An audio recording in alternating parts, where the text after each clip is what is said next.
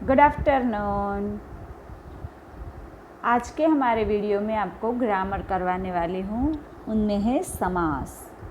तो समास है वो आप शायद 9th स्टैंडर्ड में और 8th स्टैंडर्ड में आपको आगे भी आ गया होगा। जो 8th स्टैंडर्ड वाले हैं उनको शायद ये ना पता हो। अब आगे पढ़ चुके, फिर भी मैं आज आपको थोड़ा बहुत इनके बारे में समझा रही हूँ। समास, तो समास किसे कहते हैं? तो समास है, उनकी परिभाषा जो है वो इस तरह की है कि दो या दो से अधिक शब्द जो जुड़कर बनते हैं सेंटेंस, वाक्य, उनको हम समास कहते हैं। ये उनकी सामान्य परिभाषा है।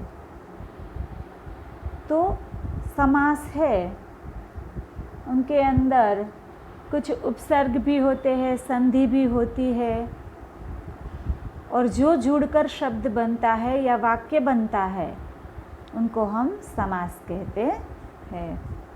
तो यहाँ मैं आपको समास आज समझा रही हूँ। पहले से तो कि शब्दों का निर्माण अनेक तरीकों से होता है। कुछ उपसर्ग प्रत्यय से बनते हैं तो कुछ संधि से निर्मित होते हैं। कुछ शब्द ऐसे होते हैं जिनकी रचना ऐसे शब्दों से होती है जिनमें कोई संबंध होता है या तो हो सकता है। जैसे बैल की गाड़ी, यहाँ बैल और गाड़ी में संबंध है। क्या कहते हैं कि समास के अंदर क्या होता है, तो कि कुछ शब्द जो वाक्य है वो इस तरह से बनते हैं जो यहाँ लिखा है। शब्दों का निर्माण अनेक तरीकों से होता है। बहुत सारे तरीकों से शब्द बनते हैं। उनका निर्माण होना यानी उनका बनना, बहुत तरीकों से शब्द बनते हैं। जैसे कि यहाँ हमें बताया गया है कि कुछ शब्द है वो उपसर्ग प्रत्यय से बनते हैं, तो कुछ शब्द है वो संधि से निर्मित होते हैं यानी संधि से भी बनते हैं। और कुछ शब्द ऐसे होते हैं जिनकी रचना ऐसे शब्दों से होती है जिनके अंदर कोई संबंध होता है या तो संबंध हो सकता है, संबंध है। कुछ शब्द ऐसे हैं जिन दोनों शब्दों के बीच कुछ संबंध होता है, और कुछ ऐसे शब्द भी है जिनसे संबंध हो सकता है भी और हो भी सकता है। ऐसे शब्द जो है, जैसे कि यहाँ हमें आपको एक सेंटेंस दिया गया है कि बैल की गाड़ी, तो यहाँ बैल और गाड़ी में संबंध है, क्योंकि बैल के बिना गाड़ी नहीं चल सकती। बैलगाड़ी चलती है, अगर बैल है तभी वो बैल की गाड़ी चलेगी। अगर बैल की गाड़ी बिना बैल के होगी तो वो गाड़ी चल नहीं पाएंगी। इसलिए बैल के बिना कोई गाड़ी चल नहीं सकती। तो यहाँ हमें ये बैल और गाड़ी के बीच में संबंध बताया गया है। उन दोनों के बीच एक संबंध है। जो यहाँ पहला चित्र है ना, वो बैलगाड़ी का आपको दिया गया है। देखिए, बैल की गाड़ी, बैलगाड़ी, तो कि बैल प्लस गाड़ी दोनों अलग अलग चीज़ें हैं ना। बैल भी अलग है और गाड़ी भी अलग है, फिर उन दोनों को जोड़ के जो शब्द बना है उसे हम बैलगाड़ी कहते हैं। तो ये उनका समास हो गया, ये यहाँ समास बन गया, बैलगाड़ी। तो इनका समास विग्रह भी होता है साथ में। तो ये बैल वत्ता गाड़ी, ये उनका विग्रह है। अभी मैं आगे आपको समझा रही हूँ, ठीक है। तो ये एक या दो, एक से अधिक शब्द जुड़कर जो सेंटेंस या शब्द बनता है उनको हम क्या कहते हैं, तो कि समास कहते हैं। वैसे ही यहाँ आपको दूसरा एग्जाम्पल दिया गया है, 4 राहों का समूह। जहाँ 4 रास्ते इकट्ठे होते हैं, 4 राहें मिलती है और वहाँ जो चौराहा बनता है उनको हम क्या कहते हैं, तो कि 4 राहों का समूह है तो उनको क्या कहते हैं, तो कि चौराहा। जहाँ 4 रास्ते इकट्ठे होते हैं, मिलते हैं, उसको हम क्या कहते हैं, तो कि चौराहा कहते हैं। तो यहाँ भी 4 राहें मिलकर उनका जो समूह बनता है और वो एक शब्द बन जाता है, जिनको हम चौराहा कहते हैं। तो ये भी एक समास का ही प्रकार है। फिर वैसे ही आपको यहाँ ये तीसरा एग्जाम्पल दिया गया है, नीला है जो कमल। तो नीला है जो कमल, वो वो पूरा का पूरा एक सेंटेंस है, 2 शब्दों से जुड़ा हुआ है, नील कमल, नील प्लस कमल। तो उनको हम पूरा शब्द क्या कहेंगे, नील कमल बोलेंगे। हर बार हम उसका विग्रह करके नहीं बोलेंगे, नीला है जो कमल, ऐसा बोलते हैं, नहीं बोलते हैं, हम नील कमल कहते हैं। तो ये नील कमल है, वो भी एक समास है, इनको हम समास कहते हैं। तो आगे मैं आपको अभी बता रही हूँ। देखिए, चित्र के नीचे दिए गए शब्दों को संक्षिप्त करके नए शब्द बनाए गए हैं। ऊपर जो चित्र दिया गया है उनको क्या, संक्षिप्त यानी छोटा बना दिया गया है, और फिर वो एक शब्द बन गए हैं। जैसे बैल की गाड़ी तो बैलगाड़ी, 4 राहों का समूह तो चौराहा, नीला है जो कमल तो नीलकमल। ये सारे शब्द है वो संक्षिप्त यानी छोटे बना दिए गए हैं। तो वो सारे शब्द संक्षिप्त करके बनाए गए हैं। इस शब्द रचना विधि को समास कहते हैं। मैंने आपको पहले भी बताया ना कि इस शब्द विधि को हम क्या कहते हैं, तो कि समास कहते हैं। यहाँ हमें नीचे समास की परिभाषा दी गई है। 2 या 2 से अधिक शब्दों को, सूर्य समास की परिभाषा जो है वो यहाँ आपको दी गई है ना, मैं भी आपको, तो 2 से, ये जो आपकी समास की परिभाषा यहाँ दी गई है, ये आपकी परिभाषा है।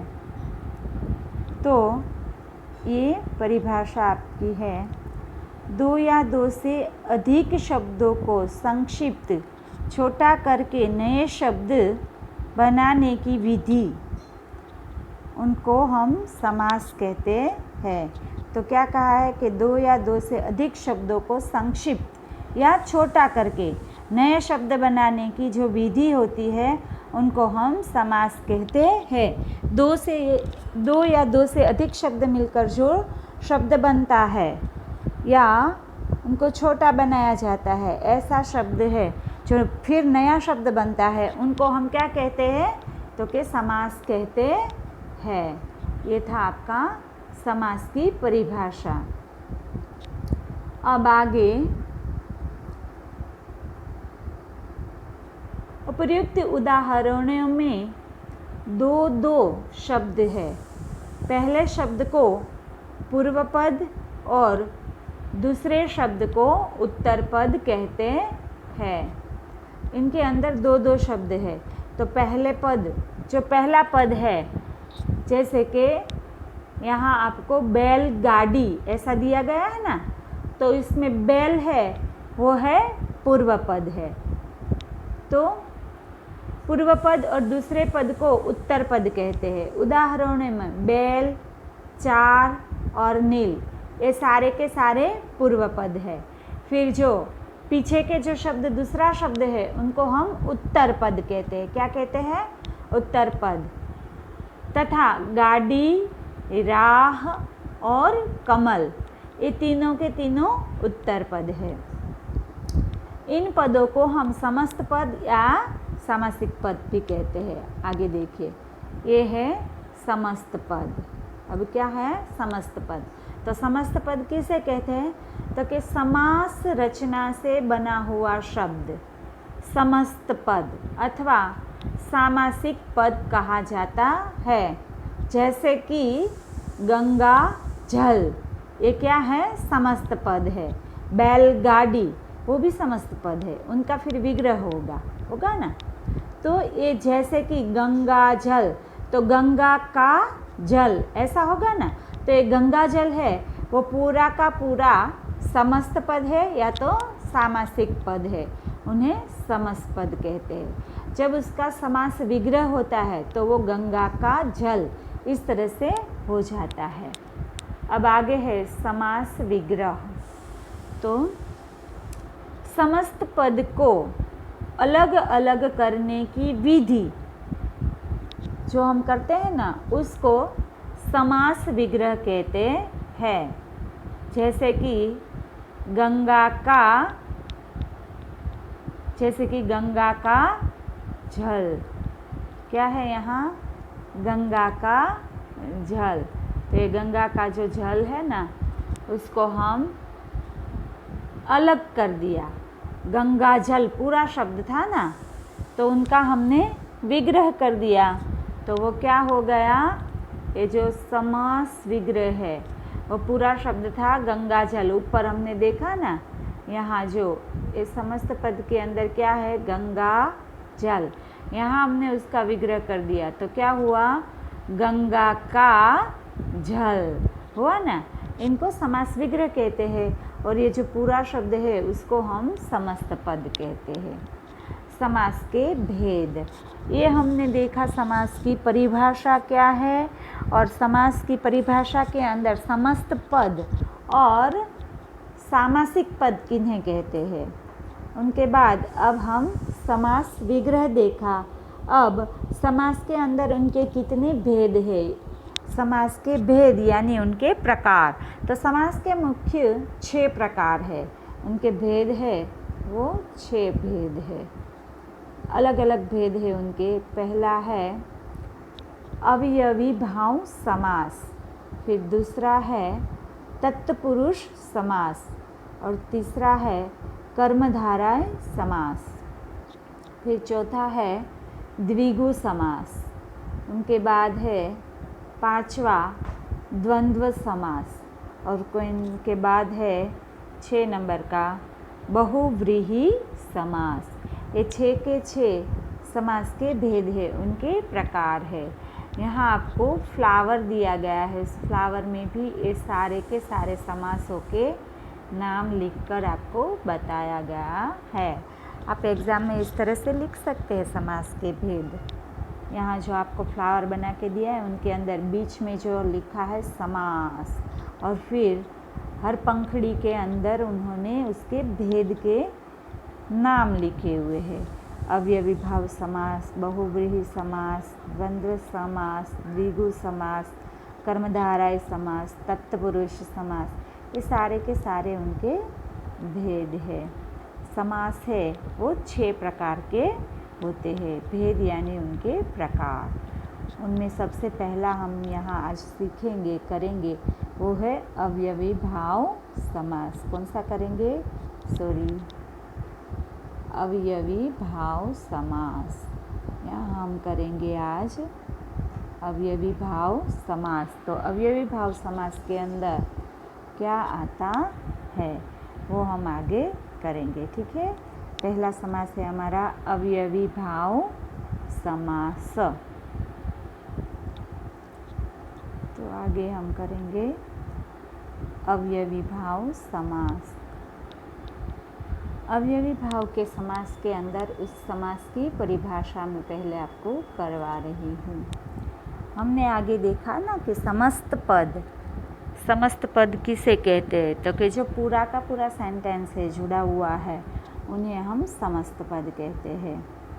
तो कि जिस समस्त पद का पहला पद अवयव हो, तो पहला हमारा समास है वो है अवयवी भाव समास, जिनके अंदर समस्त पद का पहला पद अवयव हो, मुख्य या प्रधान हो, और समस्त पद क्रिया विशेषण का काम करके क्रिया विशेषण का काम करे तो उसे अवयवी भाव समास कहते हैं। अवयवी भाव समास का पहला पद अधिकतर उपसर्ग होता है। जैसे कि आप जानते हैं ना उपसर्ग में क्या आता है, जैसे आ, बे, प्रति तथा आदि, ये जो शब्द आते हैं वो अवयवी भाव समास के अंदर आते हैं। वो समास अगर आपको पहचानना हो तो इस तरह के जो शब्द आते हैं उनके अंदर आ, बे, प्रति, यथा आदि, ऐसे जो शब्द आते हैं उनको अवयवी भाव समास कहते हैं। ये थी आपकी अवयवी भाव, जिनके अंदर क्रिया विशेषण का काम करते हैं उनको हम अवयवी भाव समास कहते हैं। यहाँ आपको उनके उदाहरण दिए गए हैं। पहला जो उदाहरण है यथाशक्ति, तो यहाँ यथा आया ना, जो हमने पहले भी देखा कि यथा है वो अवयवी भाव के समास के अंदर आता है। ऊपर आपको दिखाई दिया ना यथा, यहाँ जो यथा लिखा है ना, उसी तरह यहाँ आया यथाशक्ति। तो उनका यथाशक्ति है वो पूर्व पद है, और जो शक्ति के अनुसार उनका समस्त पद, और ये समास विग्रह हो गया। यथाशक्ति है वो क्या है, वो है समस्त पद है, और शक्ति के अनुसार वो उनका समास विग्रह हो गया।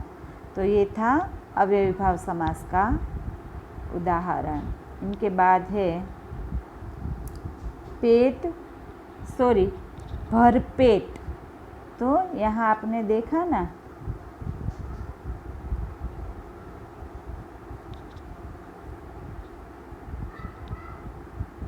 भरपेट, तो ये है वो है समस्त पद है, और पेट भरकर तो वो उनका समास विग्रह होता है।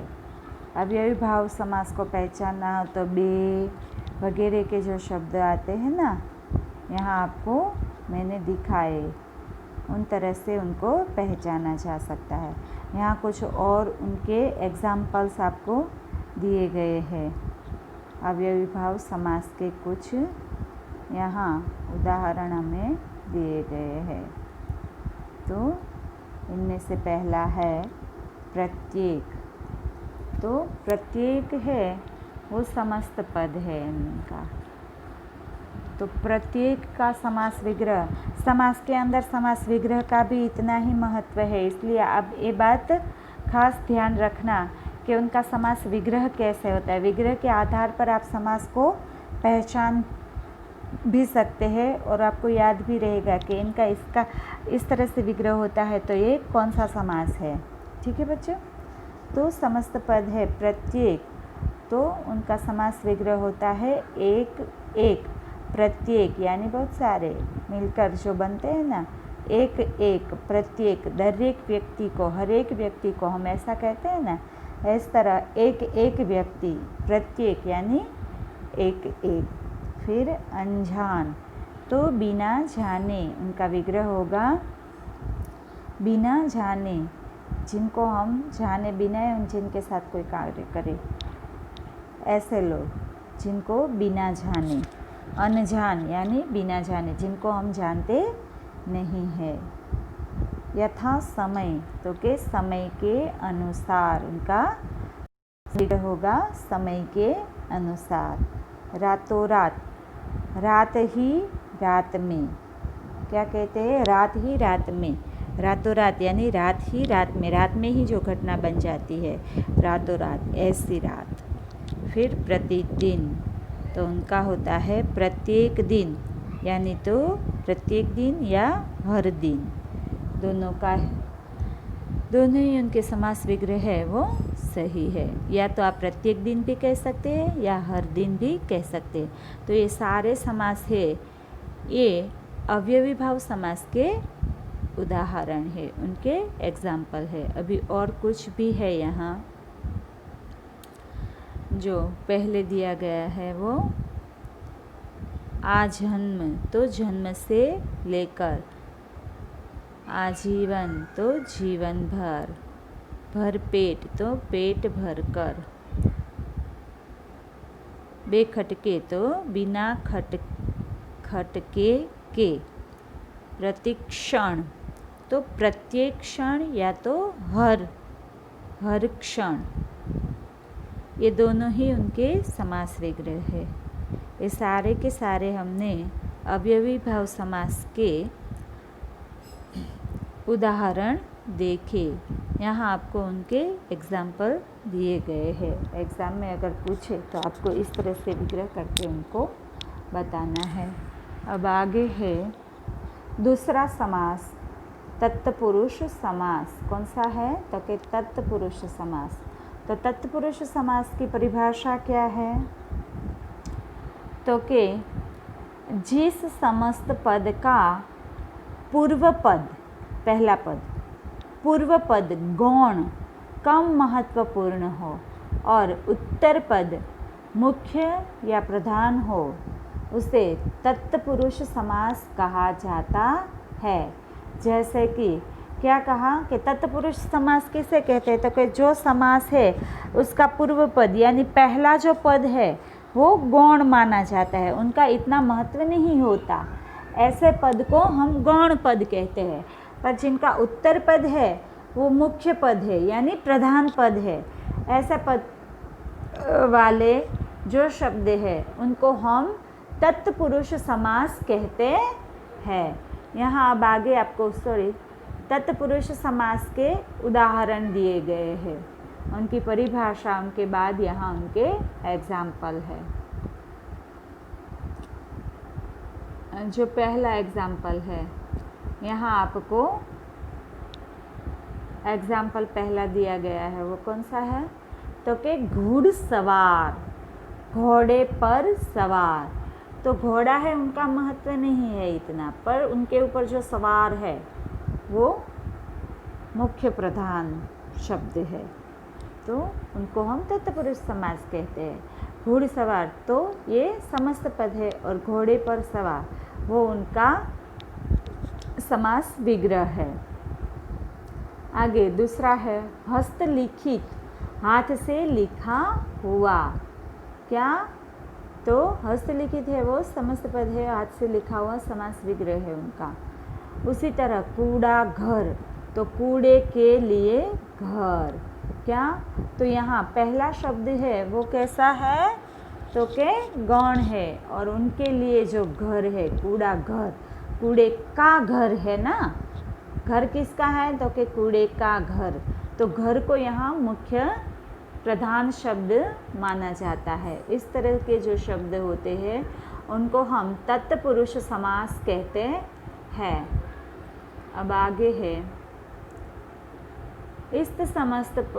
इसमें समस्त पद का विग्रह करने पर कारक चिन्ह को विभक्तियों का प्रयोग होता है, जैसे पर, से, का आदि। लेकिन समस्त पद में इनका लोप हो जाता है, जैसे कि उपयुक्त उदाहरणों से स्पष्ट हो रहा है। जो देखिए, ये अभी मैंने आपको कहा ना कि तत्पुरुष समास के अंदर क्या होता है? तो कि विभक्तियों का प्रयोग होता है, कारक चिन्हों का प्रयोग होता है, जो दो को जोड़ते हैं शब्द को। यहाँ पहला जो है ना घुड़सवार, पहला जो शब्द है घुड़सवार, तो इनके अंदर अगर उनका समास विग्रह करते हैं तो घोड़े पर सवार, फिर हाथ से लिखा हुआ और फिर है कूड़े के लिए।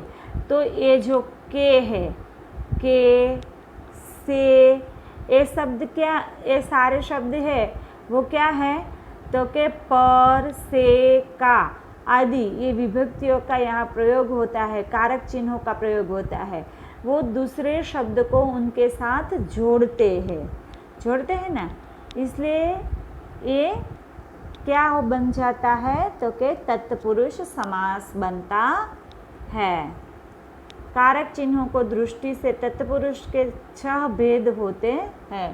कारक के हिसाब से तत्पुरुष समास के और नए 6 भेद है। वो 6 के 6 प्रकार यहाँ में बताए गए हैं। पहला है वो कर्म तत्पुरुष समास, फिर दूसरा है वो है कारक तत्पुरुष समास। तीसरा है संप्रदा तत्पुरुष समास। फिर चौथा है आपदा तत्पुरुष समास। पांचवा है संबंध तत्पुरुष समास और छठा है अधिकरण तत्पुरुष समास। ये छह तत्पुरुष समास के ही अलग अलग प्रकार है। अलग अलग प्रकार के तत्पुरुष समास हमें यहाँ दिखाई देता है। तो कर्ता कारक और संबंध कारक में तत्पुरुष समास नहीं होता। क्या कहते हैं? कर्ता कारक और संबंध कारक में तत्पुरुष समास नहीं होता। यहाँ अब तत्पुरुष समास के भेद हम सीखेंगे, उनकी परिभाषा और उनके उदाहरण। तो पहला है वो है कर्म तत्पुरुष समास। तो कि जिस समास के पूर्व पद में कर्म कारक विभक्ति का लोप होता हो उसे तत्पुरुष समास कहते हैं। विभक्ति का लोप होता हो ऐसे शब्द को हम क्या कहते हैं? तो के कर्म तत्पुरुष समास। तो यहाँ उनके जो शरणागत, शरण को आगत, आया, शरणागत, ये उनका विग्रह है। तो इनके अंदर कर्म तत्पुरुष जो है, इनके अंदर विभक्ति कारक कर्म उनका लोप होता है, वो हमें नहीं दिखाई देता। फिर दूसरा है स्वर्ग प्राप्त, स्वर्ग को प्राप्त, सर्वप्रिय तो के सर्व को प्रिय, परलोक गगन तो के परलोक को गगन, यश प्राप्त, यश को प्राप्त, जेब कतरा, जेब को काटने वाला। तो ये सारे के सारे कर्म तत्पुरुष है। अब दूसरा है कारक तत्पुरुष, दूसरा है करण तत्पुरुष। ये करण तत्पुरुष है, इनकी परिभाषा है जिस समास के पूर्व पद में करण कारक विभक्त का लोप हो उसे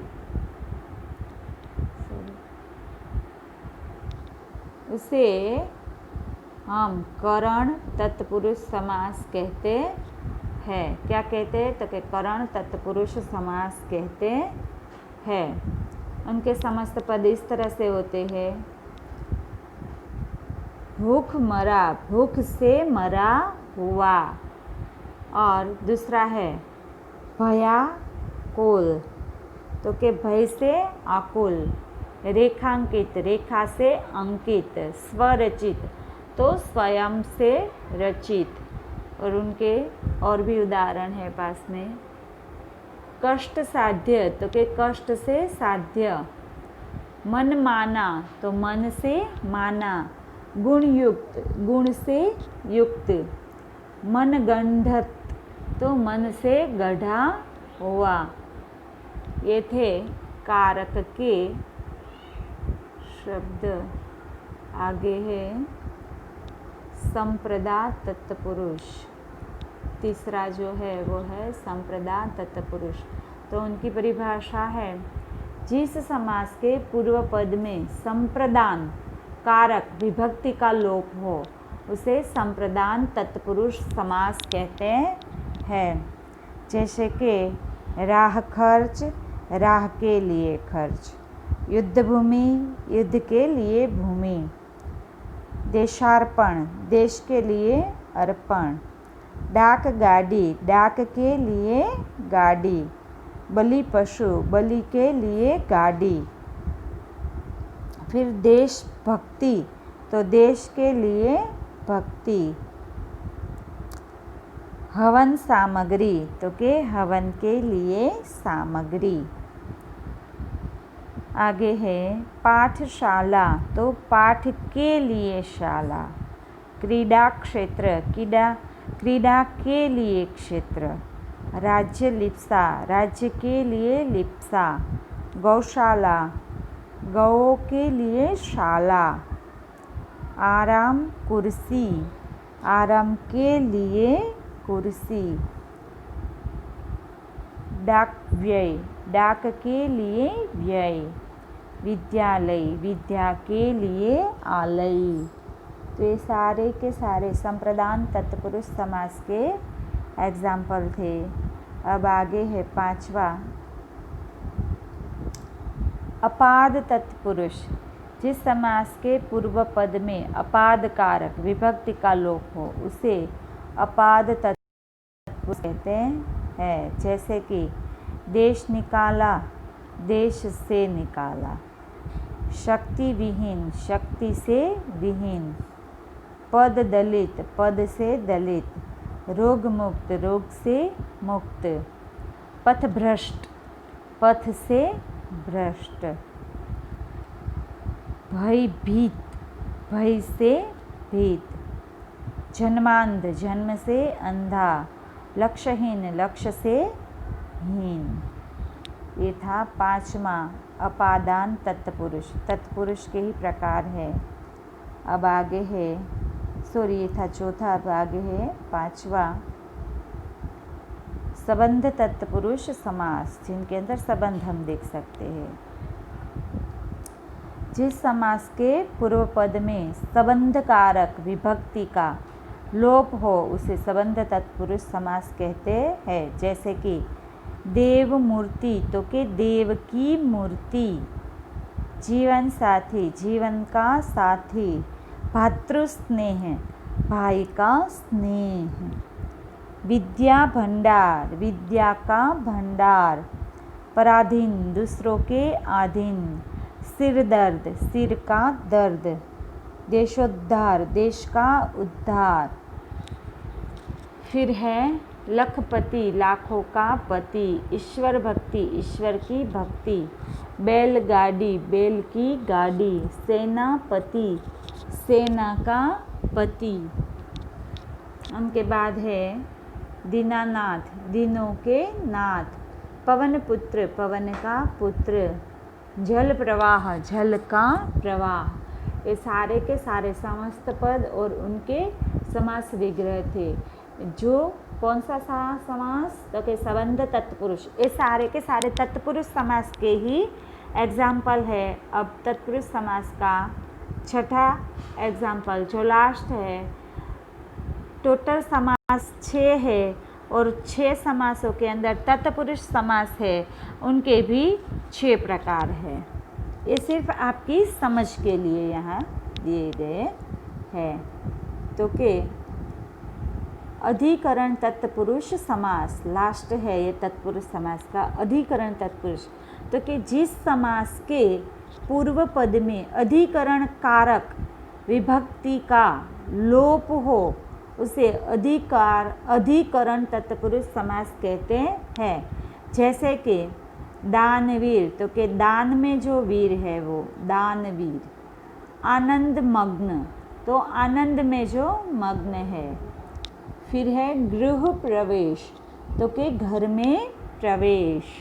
लोकप्रिय, तो लोक में प्रिय। उनके बाद है नगर वास, तो नगर में वास। उनके बाद है जनप्रिय, तो जनता में प्रिय। फिर है समस्त पद है जग बीती, तो उनका समास विग्रह है जग पर बीती। कार्य कुशल, कार्य में कुशल। कुल श्रेष्ठ, तो के कुल में जो श्रेष्ठ है वह। फिर घुड़सवार, तो के घोड़े पर सवार। पर्वतारोहण, तो उनका विग्रह है पर्वत पर आरोहण। और फिर है पुरुषोत्तम, तो के पुरुषों में उत्तम। तो आज हम यहीं तक ही करेंगे। जो तत्पुरुष समास है उनके 6 भेद तक ही हम करेंगे। अगले वीडियो में आगे के समास है उनके बारे में हम बात करेंगे। तो आज हमने समास की समझौती, समास किसे कहते हैं, तो कि 2 या 2 से अधिक शब्द से जो नया शब्द बनता है उनको हम क्या कहते हैं, तो कि समास कहते हैं। ये समास की सामान्य परिभाषा है। और फिर समास के कितने भेद हैं, तो कि समास के 6 भेद है। और कौन कौन से भेद है? तो समास के जो सारे के सारे 6 भेद है, अवयवी भाव समास है, द्वंद्व समास है, द्विगु समास है, तत्पुरुष समास है, कर्मधारय समास है, ये सारे के सारे समास जो है उनके बारे में हमने आज जाना ना। तो ये सारे के सारे समास और उन समासों की परिभाषा यहाँ तक आज हमने किया। अब आगे के वीडियो में हम आगे के जो 4 समास रह जाते हैं उनके बारे में हम जानेंगे, उनके बारे में आपको समझाऊंगी मैं। Okay, thank you student. आज का वीडियो हमारा यहीं तक रहेगा। बाय।